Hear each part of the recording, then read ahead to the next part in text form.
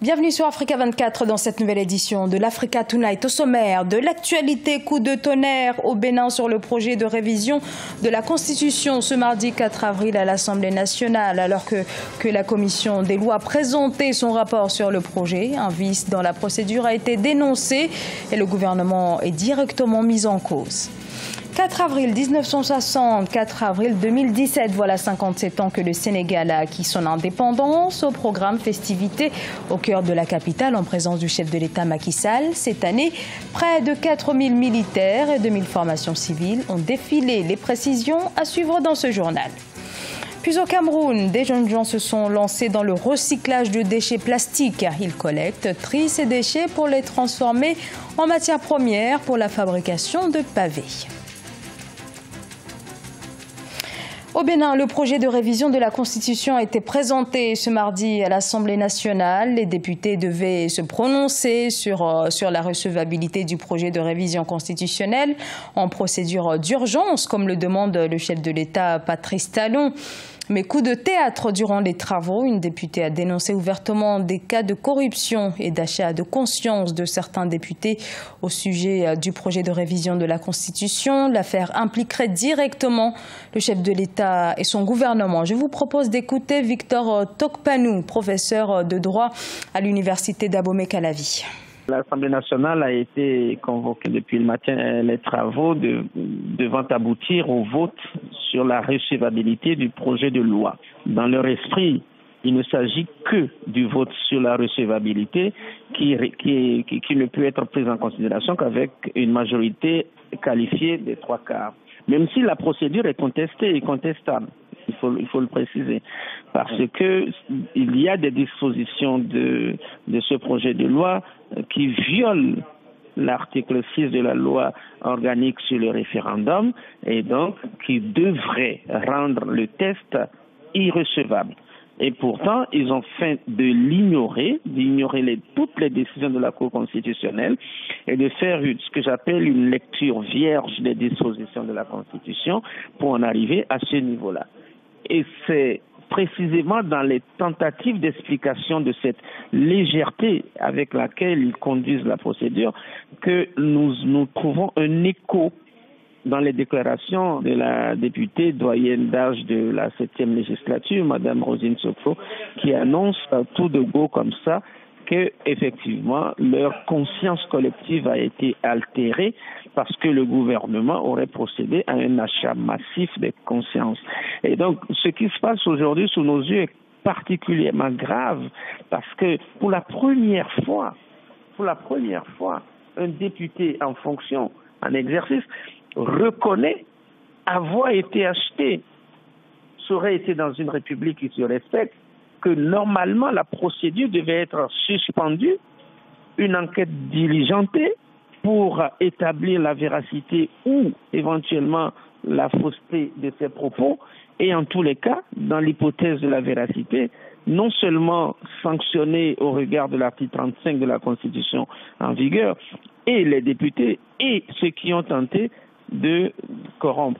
En tout état de cause, comme je disais, nous sommes dans une situation inédite dans notre pays. Inédite. Les Sénégalais ont célébré ce mardi 4 avril leurs 57 ans d'indépendance. Sur place, les festivités se sont poursuivies toute la journée avec au programme le traditionnel défilé civil et militaire dans la capitale Dakar. Cérémonie au cours de laquelle le président Macky Sall a adressé un vibrant hommage aux anciens combattants. Reportage El Hadjon Ndiaye.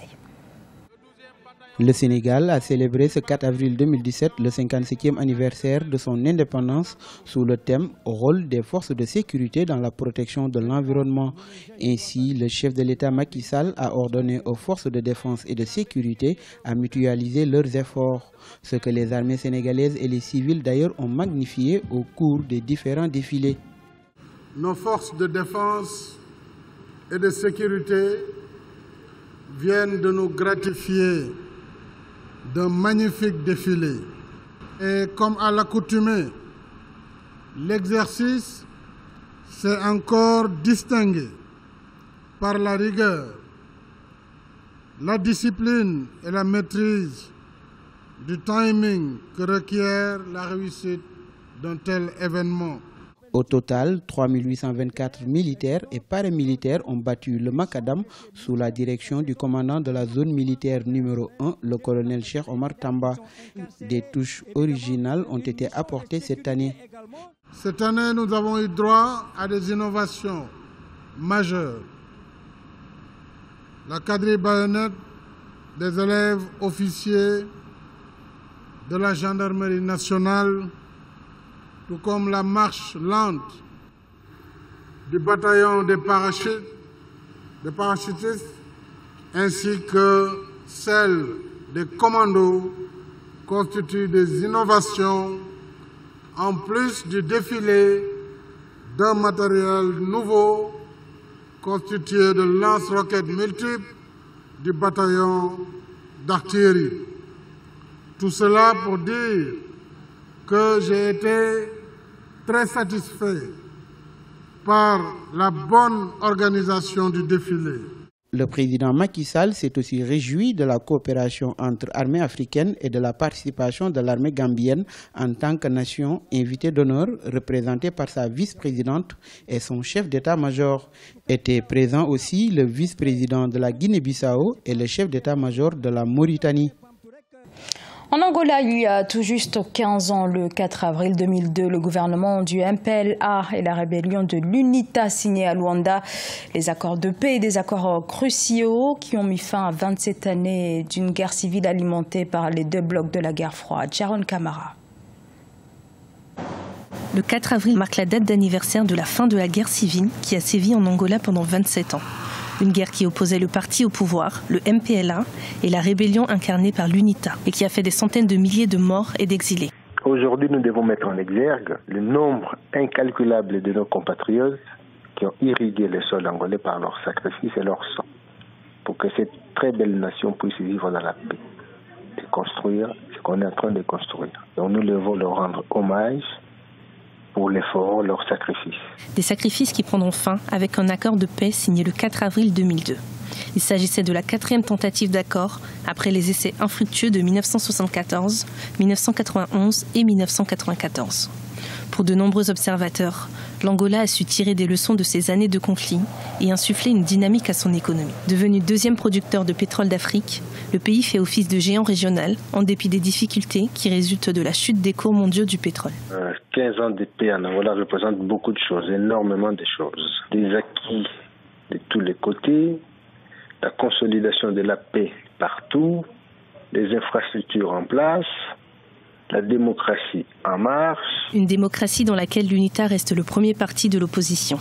Le pays est dirigé d'une main de maître depuis 37 ans par le président Eduardo dos Santos. Mais l'homme a déjà annoncé qu'il ne briguera pas un nouveau mandat.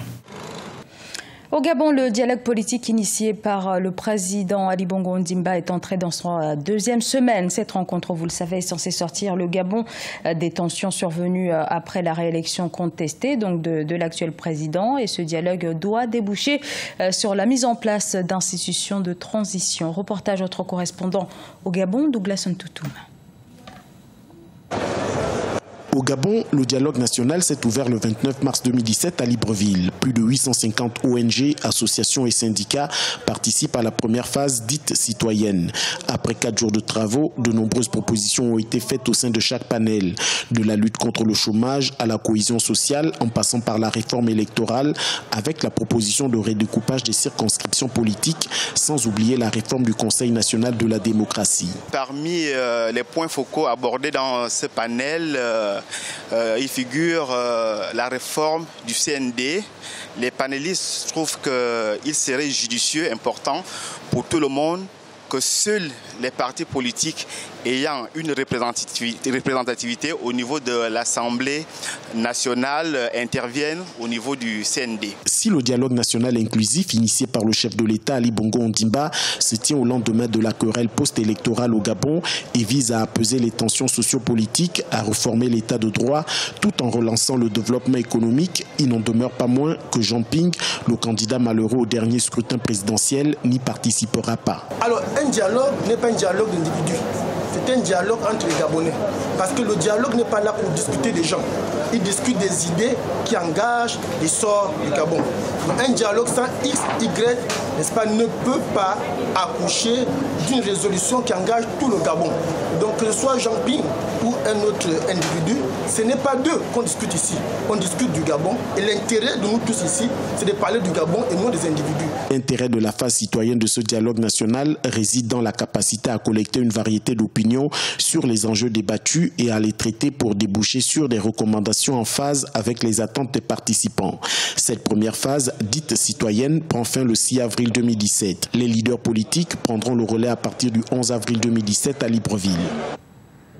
Au Cameroun, les sachets et les bouteilles systématiquement jetés dans la nature continuent de boucher les caniveaux et d'encombrer les rivières. Recycler ces déchets plastiques, c'est le défi que se sont lancés de jeunes Camerounais. Illustration dans ce reportage de Viviane Bauken.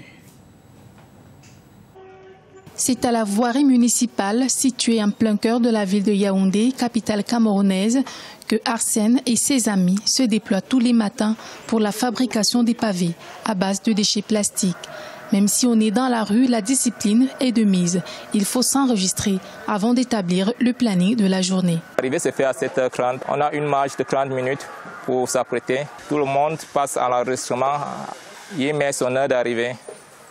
Bon, ensuite, chaque responsable de poste est affecté à son poste pour essayer d'apprêter la journée, d'apprêter le matériel. Il y a un responsable qui est chargé d'assurer le tamisage du sable. Il y a également une personne qui est chargée d'assurer la pesée du plastique.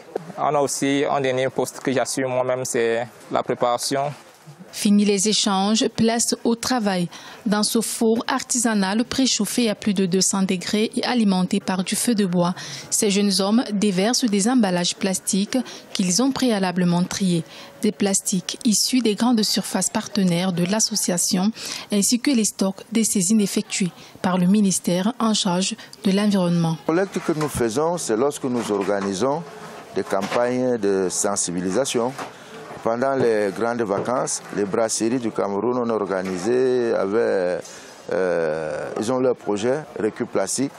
Ils avaient sollicité Cœur d'Afrique pour l'apport technique.